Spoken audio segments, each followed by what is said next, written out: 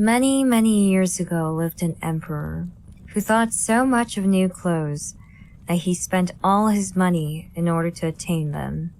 His only ambition was to always be well dressed. He did not care for his soldiers, and the theater did not amuse him. The only thing, in fact, he thought anything of was to drive out and show a new suit of clothes. He had a coat for every hour of the day, and as one would say of the king, he is in his cabinet, so one could say of him, the emperor is in his dressing room. The great city where he resided was very gay. Every day, many strangers from all parts of the globe arrived. One day, 2 swindlers came to this city. They made people believe that they were weavers and declared they could manufacture the finest cloth to be imagined. Their colors and patterns, they said, were not only exceptionally beautiful, but the clothes made of their material possessed the wonderful quality of being invisible to any man who was unfit for his office or unpardonably stupid. That must be wonderful cloth, thought the emperor. If I were to be dressed in a suit made of this cloth, I should be able to find out which men in my empire were unfit for their places, and I could distinguish the clever from the stupid. I must have this cloth woven for me without delay. And he gave a large sum of money to the swindlers in advance that they should set to work without any loss of time. They set up 2 looms and pretended to be very hard at work, but they did nothing whatsoever on the looms. They asked for the finest silk and the most precious gold cloth. All they got they did away with, and worked at the empty looms till late at night. I should very much like to know how they are getting on with the cloth, thought the emperor. But he felt rather uneasy when he remembered that he who was not fit for his office could not see it. Personally, he was of opinion that he had nothing to fear. Yet, he thought it advisable to send somebody else first to see how matters stood. Everybody in the town knew what a remarkable quality this stuff possessed, and all were anxious to see how bad or stupid their neighbors were. I shall send my honest old minister to the weavers, thought the emperor. He can judge best how the stuff looks, for he is intelligent and nobody understands his office better than he. And the good old minister went into the room where the swindlers sat before the empty looms. Heaven preserve us, he thought, and opened his eyes wide. I cannot see anything at all. But he did not say so. Both swindlers requested him to come near and asked him if he did not admire the exquisite pattern and the beautiful colors, pointing to the empty looms.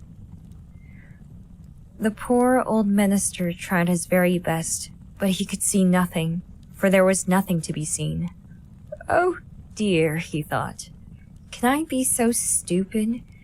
I should never have thought so, and nobody must know it. Is it possible that I am not fit for my office?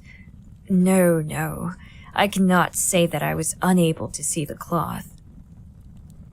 No, have you got nothing to say? Said one of the swindlers, while he pretended to be busily weaving.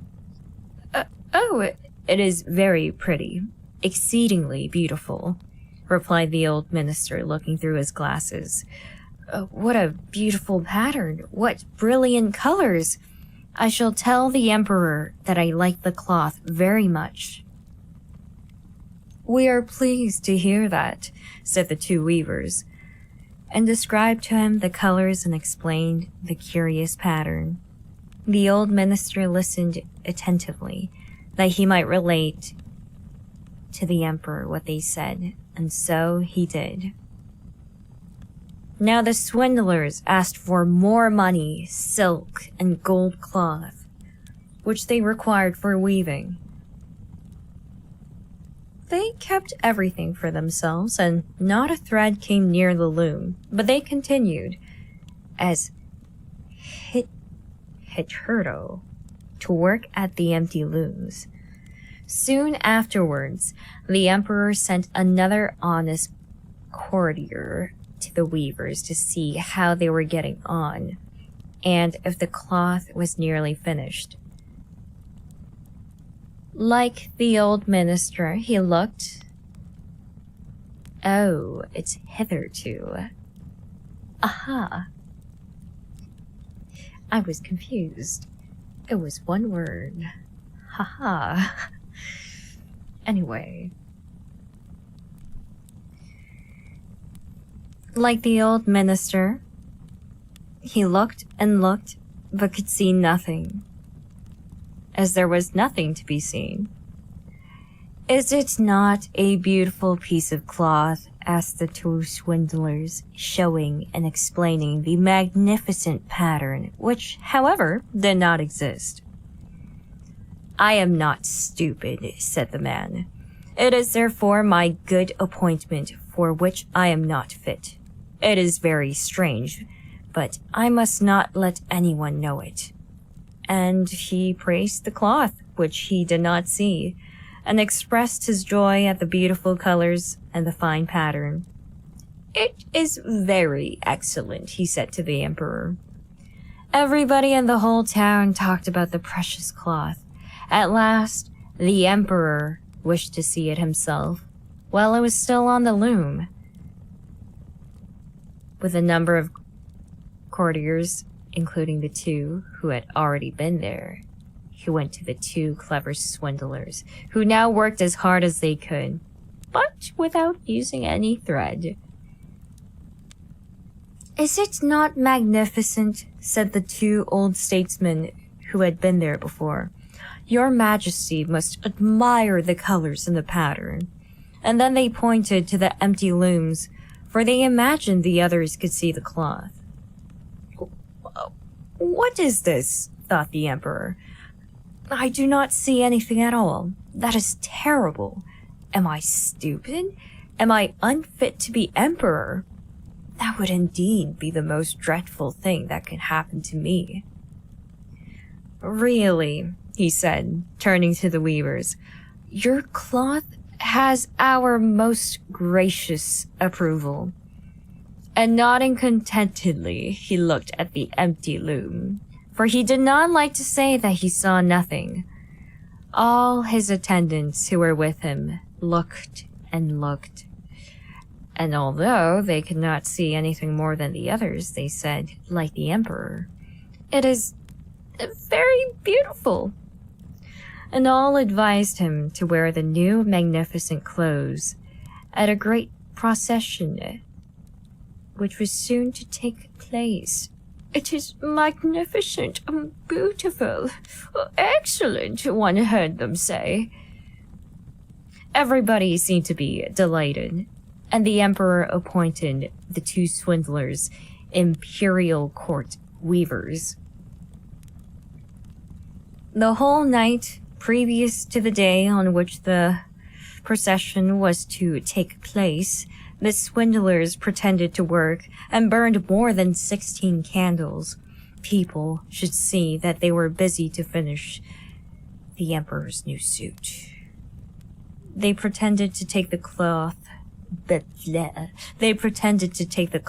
from the loom and worked about in the air with big scissors and sewed with needles without thread and said at last, "The emperor's new suit is ready now." The emperor and all his barons then came to the hall. The swindlers held their arms up as if they held something in their hands and said, "These are the trousers. This is the coat. And here's the cloak," and so on. They are all as light as a cobweb, and one must feel as if one had nothing at all upon the body. But that is just the beauty of them. Indeed, said all the courtiers, but they could not see anything, for there was nothing to be seen. Does it please your majesty now to graciously undress, said the swindlers, that we may assist your majesty in putting on the new suit before the large looking glass? The emperor undressed, and the swindlers pretended to put the new suit upon him, one piece after another, and the emperor looked at himself in the glass from every side. How well they look! How well they fit, said all. What a beautiful pattern! What fine colors! That is a magnificent suit of clothes. The master of the ceremonies announced that the bearers of the canopy, what is this? Which was to be carried in the procession, were ready. I am ready, said the emperor. Does not my suit fit me marvelously? And then he turned once more to the looking-glass, that people should think he admired his garments. The chamberlains, who were to carry the train, stretched their hands to the ground as if they lifted up a train, and pretended to hold something in their hands. They did not like people to know that they could not see anything. The emperor marched in the procession under the beautiful canopy, and all who saw him in the streets and out of the windows exclaimed, Indeed, the emperor's new suit is incomparable. What a long train he has. How well it fits him. Nobody wished to let others know he saw nothing, for then he would have been unfit for his office or too stupid. Never emperor's clothes were more admired. But he has nothing on at all, said a little child at last. Good heavens! Listen to the voice of an innocent child, said the father, and one whispered to the other what the child had said. But he has nothing on at all, cried at last the whole people. That made a deep impression upon the emperor, for it seemed to him that they were right. But he thought to himself, Now I must bear up to the end. And the chamberlains walked with still greater dignity, as if they carried the train, which did not exist. And now, the moral of this story is, never surround yourself with yes men